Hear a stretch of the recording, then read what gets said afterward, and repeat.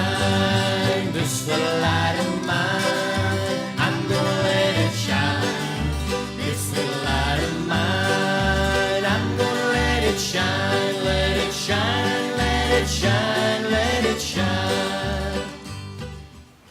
Today we enter into Epiphany II. And Epiphany is this season that's about appearing and revealing.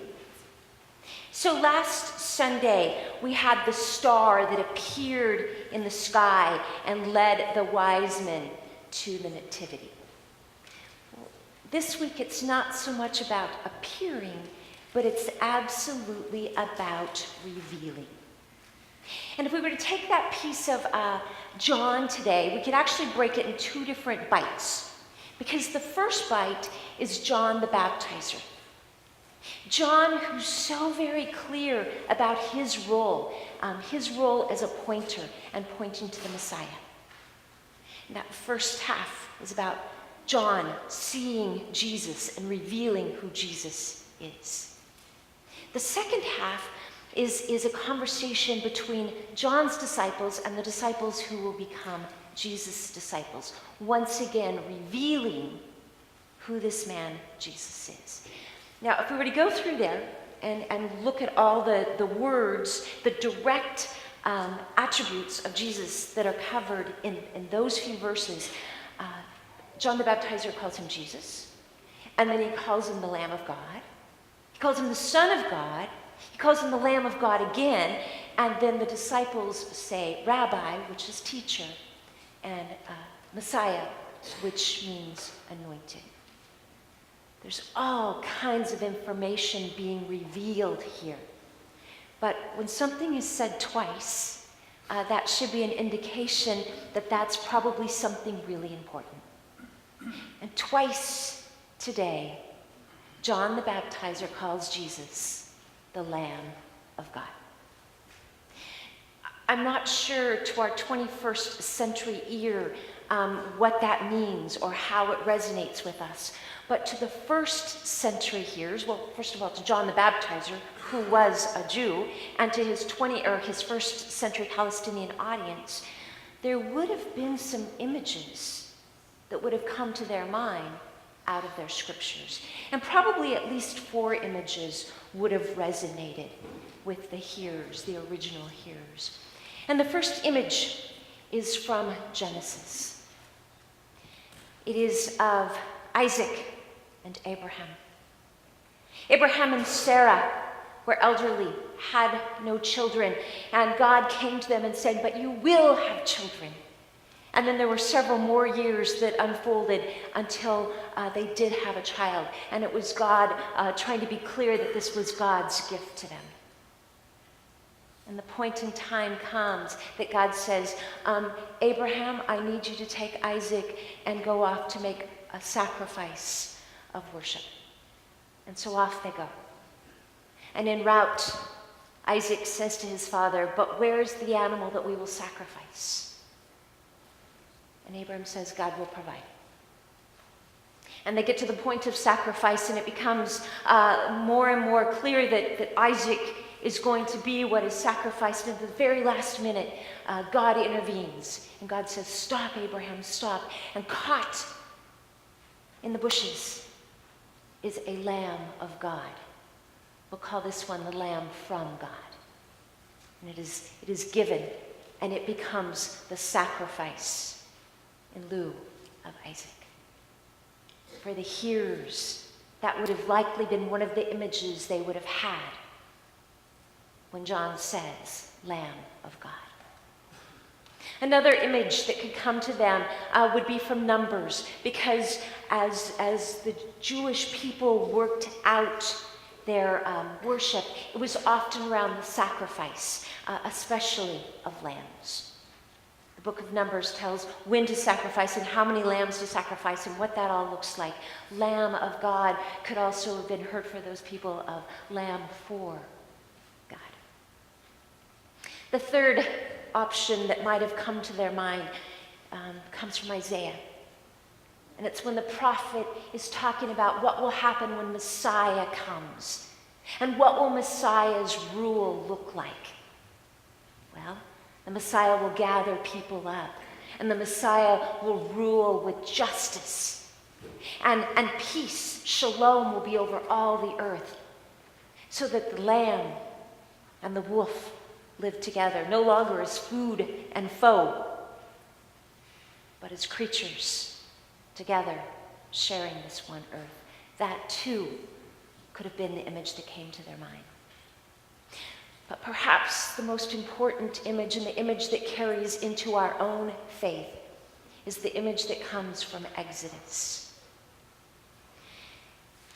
Due to sin and then God's intervention, the Israelites had relocated from their land into Egypt. And they lived in Egypt for 430 years. And as they lived in Egypt, they became more and more powerful. And the more powerful they became, the bigger problem they became for the Egyptians. So the Egyptians subjugated them to worse and worse conditions and more abhorrent practices as their slave holders. And the point came that the misery was so great that they cried out, "God, save us." And God goes to Moses. And of course, Moses has all kinds of excuses. But eventually, Moses and Aaron are sent by God to Pharaoh. Pharaoh, let God's people go. And Pharaoh's heart is hardened. And so there comes this whole dance about Moses and Aaron going to Pharaoh and Pharaoh's heart being hardened. And out of that comes 10 plagues. There's the plague of the river turned to blood, and the boils, and the locust, and the flies, the frogs. One awful plague after another, 9 times. And then God takes Moses aside and says, "Moses, this one's going to be different. Moses, you need to tell the people that they need to take an animal, 1 year old, without blemish.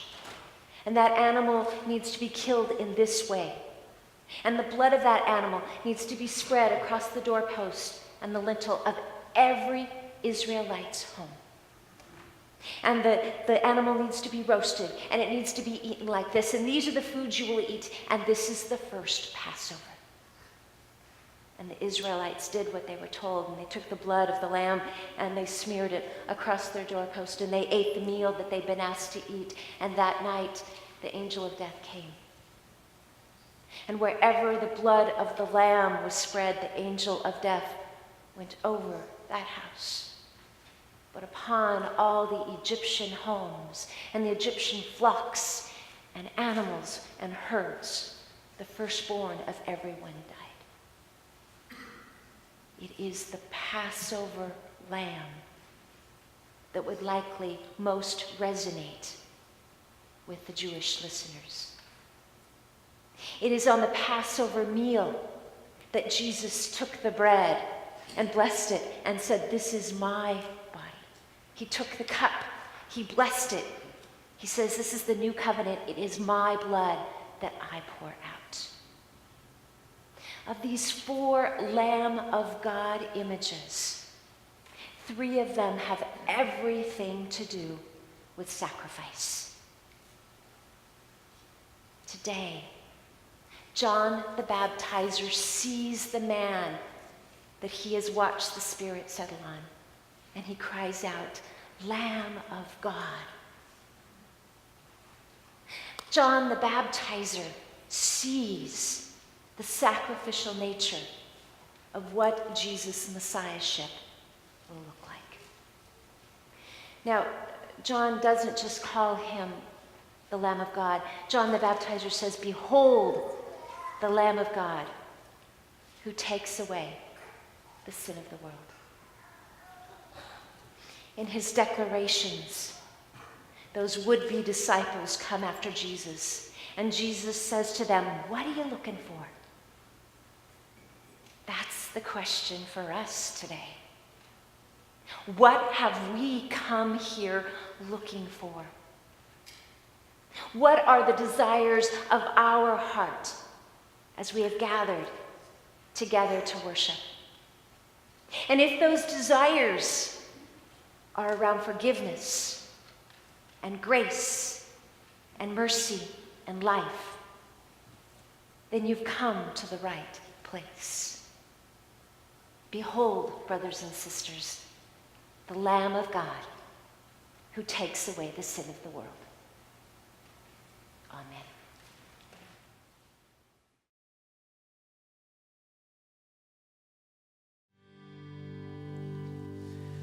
Well, this light of mine, I'm gonna let it shine. This light of mine, I'm gonna let it shine. This light of mine, I'm gonna let it shine. And every day, every day, every day, every day, every day, I let my little light shine. Oh, Jesus gave me light. I'm gonna